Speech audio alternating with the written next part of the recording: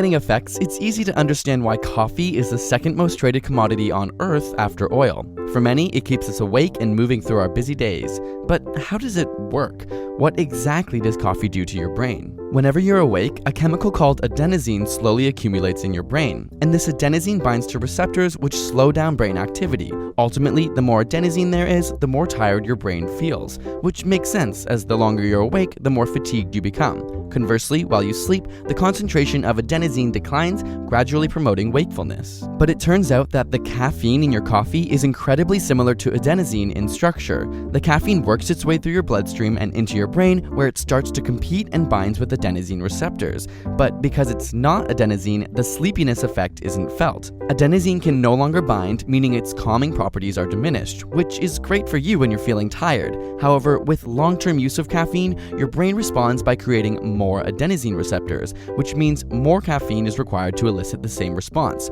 It also means that when you try to quit drinking coffee or miss your daily intake, you might experience some withdrawal symptoms and feel more tired than you would have before you ever drank coffee. But the caffeine doesn't stop there. It also stimulates the production of adrenaline, the fight or flight hormone. This increases your heart rate, gets your blood pumping, and even opens up your airways. Furthermore, it affects dopamine levels by preventing its reabsorption in the brain, which makes you feel happy. In fact, this is the exact same thing that cocaine does, just to a lesser degree. It's a drug after all. This dopamine stimulation is also the aspect of coffee that makes it moderately addictive. So, can you drink too much coffee? It turns out there is a lethal dose of caffeine, which is somewhere around 150 milligrams of caffeine per kilogram of your body. This means if you weigh 70 kilograms, you would require 14,000 milligrams of caffeine to overdose. Put into perspective, an average cup of coffee contains roughly 150 milligrams of caffeine, meaning if you're 70 kilograms, approximately 70 cups of coffee would kill you. However, you'd have to drink those cups all at once, making it effectively impossible to overdose on caffeine from coffee, since you wouldn't be able to physically fit that much in your stomach.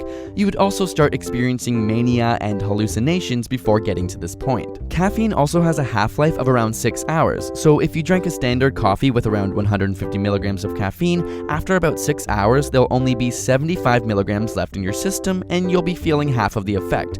And 6 hours after that, you'll have 37.5 milligrams, leaving more room for adenosine to jump back into action, which is why you may reach for another cup throughout the day to maintain that glorious, alert, and energetic feeling. So drink up and enjoy the buzz while it lasts. And for all of you in school, while we know caffeine is key, so are good deals on textbooks. So we've teamed up with slugbooks.com to get you the cheapest prices for the books you need. All you have to do is head to slugbooks.com/asapscience and search the ISBN number of the books you're looking for. Slugbooks will then compare prices from all across the net. Seriously, we know how expensive